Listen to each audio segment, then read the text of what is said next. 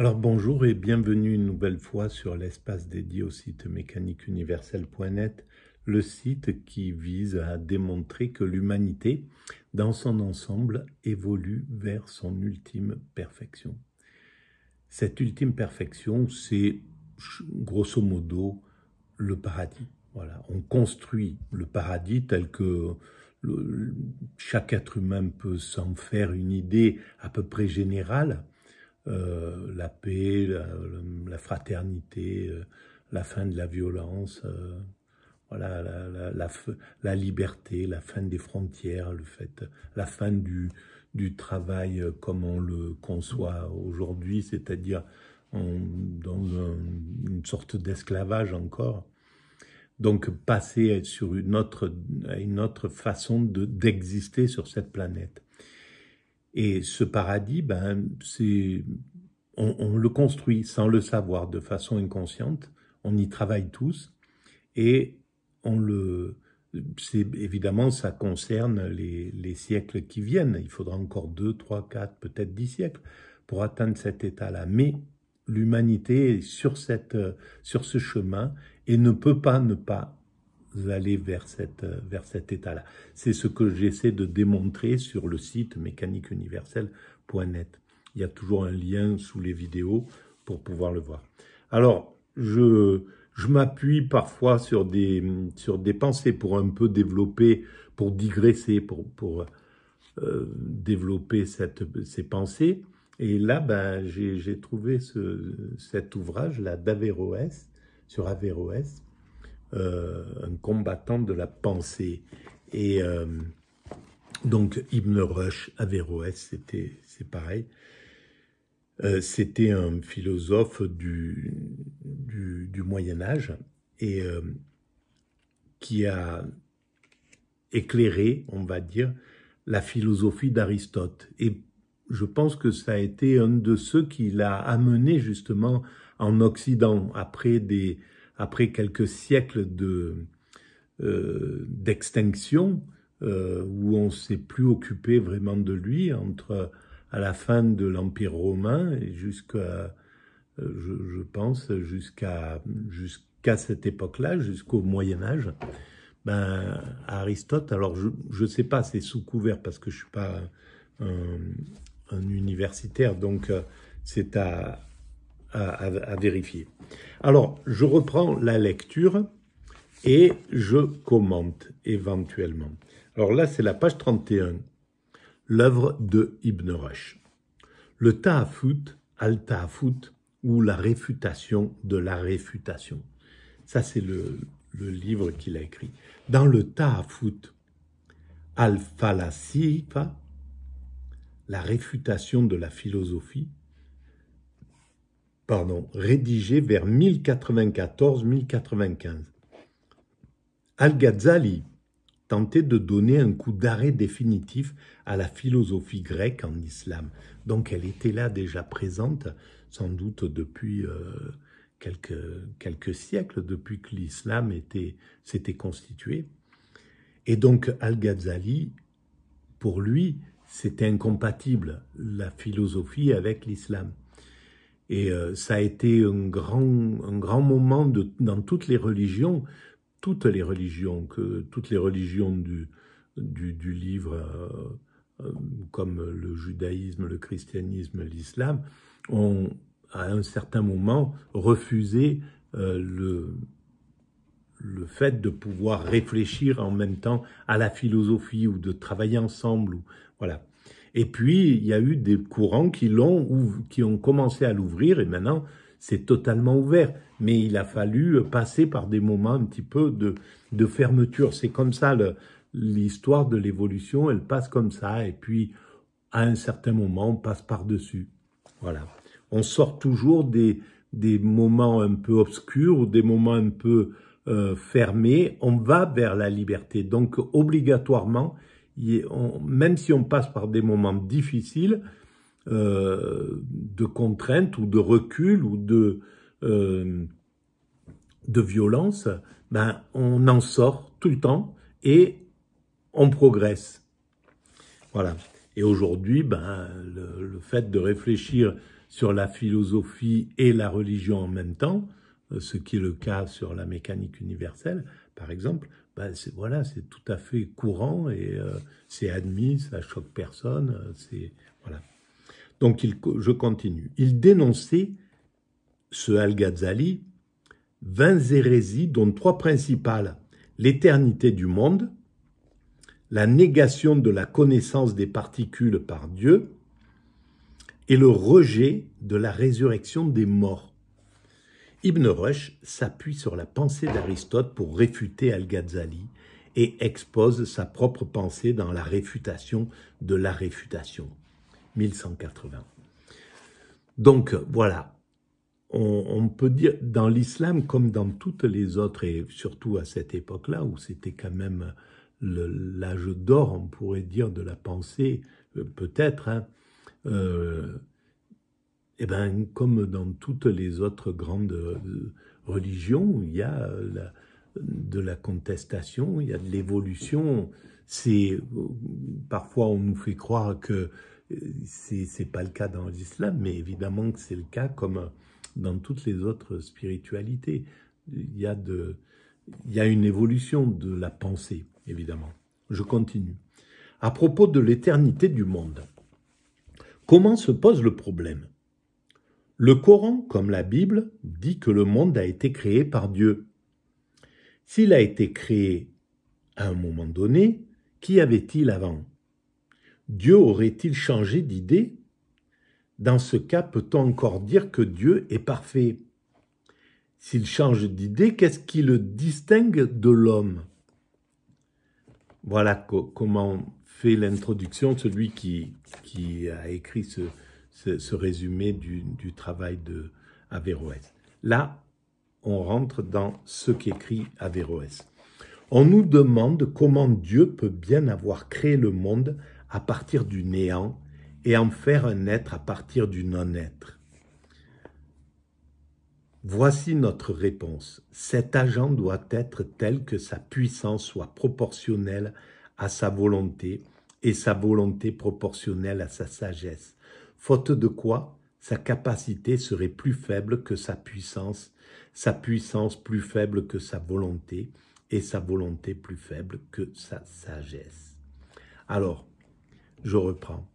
Comment Dieu peut bien avoir créé le monde à partir du néant?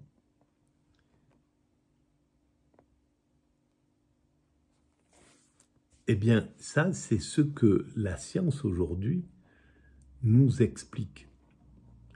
Avant la naissance de l'univers, et elle a résolu quelque chose de très très important qui répond à cette question justement. Avant la naissance de l'univers, il y avait, selon la physique quantique, souvent selon les physiciens, le vide quantique, un vide palpitant, c'est-à-dire l'univers était potentiel, il était possible, voilà.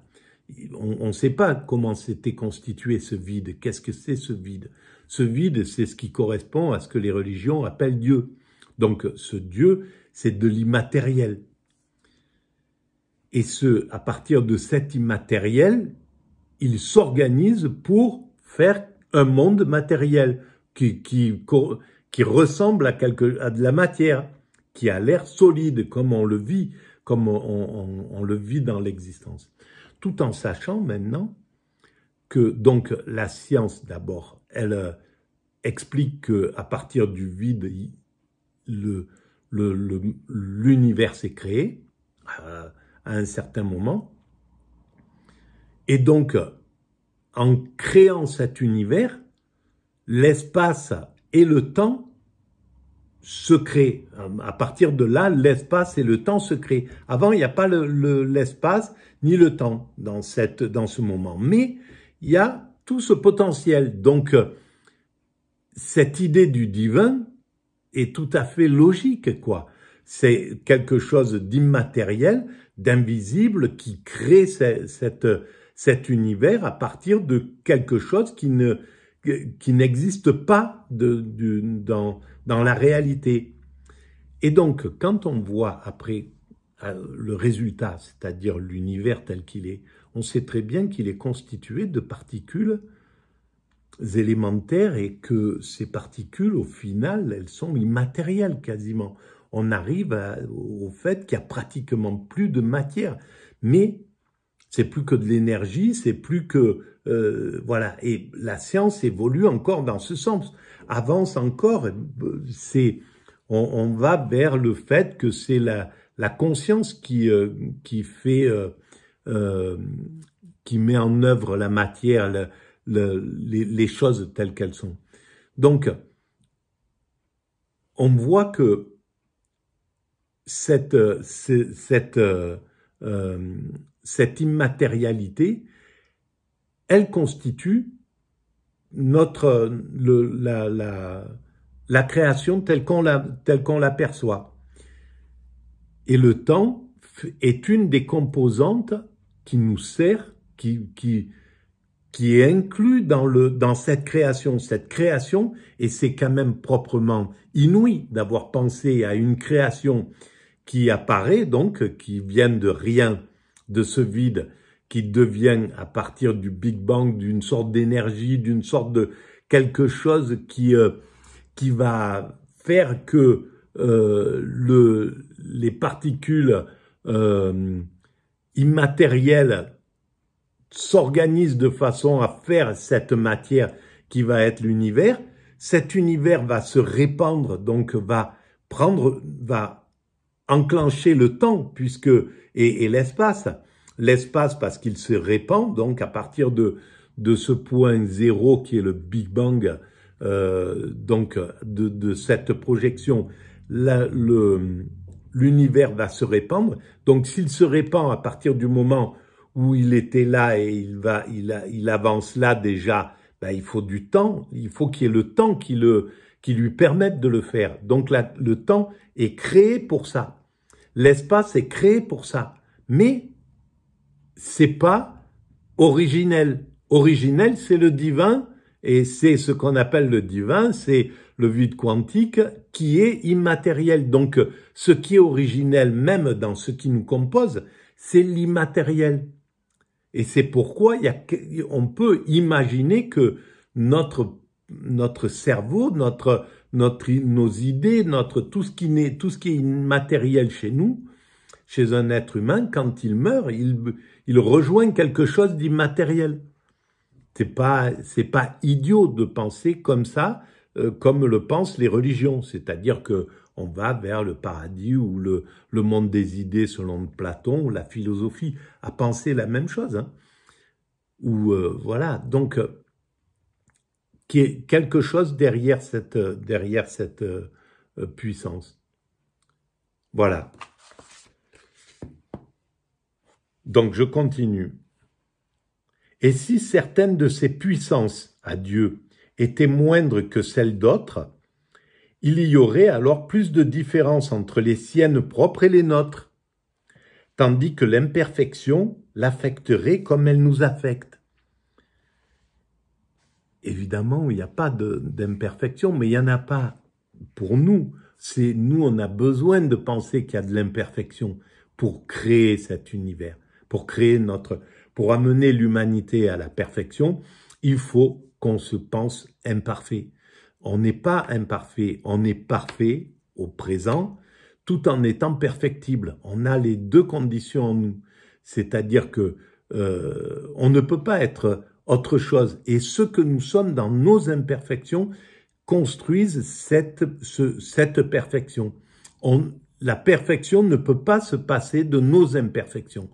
Donc on devrait avoir de la bienveillance, de l'amour envers ces imperfections, tout en les travaillant, tout en s'améliorant. C'est ce qu'on fait, quoi qu'il arrive. Un être humain qui a des imperfections inouïes et qui fait les pires choses, eh ben, on va travailler à l'aider à revenir dans le système, à donner le meilleur de lui-même, etc., etc.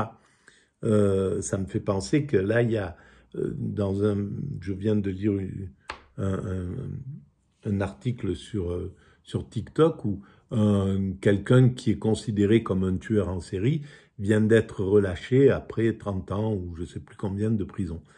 Donc pour les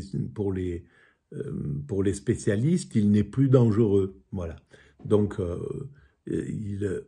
ça veut dire que il a eu une vie, il a fait des choses qui sont tragiques, qui sont graves, mais au fond, ces choses-là, c'est terrible à dire parce que ça n'excuse rien du mal. On n'a pas à excuser le mal, mais le mal fait évoluer le monde de la même manière que le bien le fait évoluer. Il faut choisir le bien et repousser le mal. Il faut condamner le mal et il faut encenser le bien. Ça, c'est clair.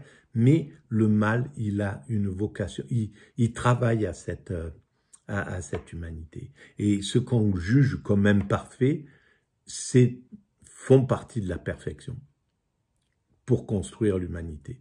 Voilà. Voilà, je vais arrêter là. Je continue, oui, cette petite phrase. Alors, quelle pensée blasphématoire, il dit. Aristote a dit, tout ce qui existe au sein de l'univers n'est assemblé que par la puissance qui provient de Dieu. N'est assemblé que par la puissance qui provient de Dieu. Et en fait, la puissance qui assemble ce qu'on voit dans l'univers, eh bien, c'est ce qui fait que, c'est ce qui assemble les atomes. C'est ce qui fait que les quarks s'assemblent pour devenir des atomes, que les particules élémentaires sont assemblées. Donc, ce qui assemble tout ça, ce qui assemble après les atomes pour devenir des cellules, ce qui assemble les cellules pour devenir des molécules, des organes, ce qui assemble les organes pour devenir des êtres, eh ben, cette chose qui est immatérielle et qui assemble, qui tient tout ça en harmonie, c'est ça le divin. C'est ça le divin au sens absolu. C'est le divin absolu. Parce que le résultat de cet assemblage, c'est aussi le divin. C'est-à-dire l'univers, c'est aussi le divin. La nature, c'est aussi le divin. L'être humain, c'est aussi le divin. On est composé de tout ça. On est composé du divin. Absolument, totalement. Et pour toucher ce divin, il faut atteindre l'extase. Quand on est en état d'extase, on incarne ce divin. Voilà. Si cette puissance venait à faire défaut aux choses, celle-ci ne perdurerait pas même l'espace d'un clin d'œil. Il a tout expliqué, l'organisation de l'atome. S'il n'y avait plus l'énergie qui fait que autour du noyau, il y a des choses qui tournent, les électrons tournent autour du noyau, s'il n'y a pas cette énergie, c'est fini. Il n'y a plus rien. Il n'y a plus... Le monde n'existe pas. Donc, c'est ce truc qui fait que les électrons tournent autour du noyau et c'est hallucinant quand on voit à l'échelle réduite, c'est comme si une boule comme ça, les choses gravitaient sur la planète tout entière. C'est à ce degré de distance dans un atome. C'est hyper éloigné, quoi. Et en fait, l'agitation de ces électrons fait que ça ressemble à de la matière, qu'on dirait que c'est compact. Et qu'après, plusieurs atomes font que, on touche, on est dans quelque chose de compact. Donc, évidemment qu'Aristote a dit la chose basique, c'est-à-dire la vérité de ce que les scientifiques expliquent aujourd'hui. C'est-à-dire que sans cette énergie-là, la seule chose, c'est que les scientifiques disent pas cette énergie, c'est Dieu.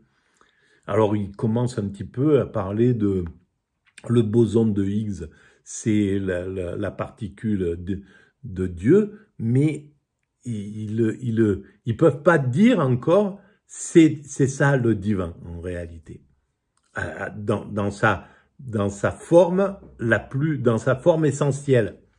Après, sa forme transformée, sa forme incarnée, c'est l'univers, c'est la planète, c'est la nature, c'est l'être humain, c'est les autres animaux, etc. Voilà, je vais arrêter là pour cette vidéo. Ben, si vous avez le sentiment que ça a un peu d'intérêt, vous pouvez mettre des pouces, vous abonner, vous pouvez envoyer le lien à vos amis et vous pouvez laisser des commentaires, j'y réponds systématiquement. Et vous pouvez aller visiter le site Mécanique Universelle où j'explique tout ça d'une autre manière. À bientôt.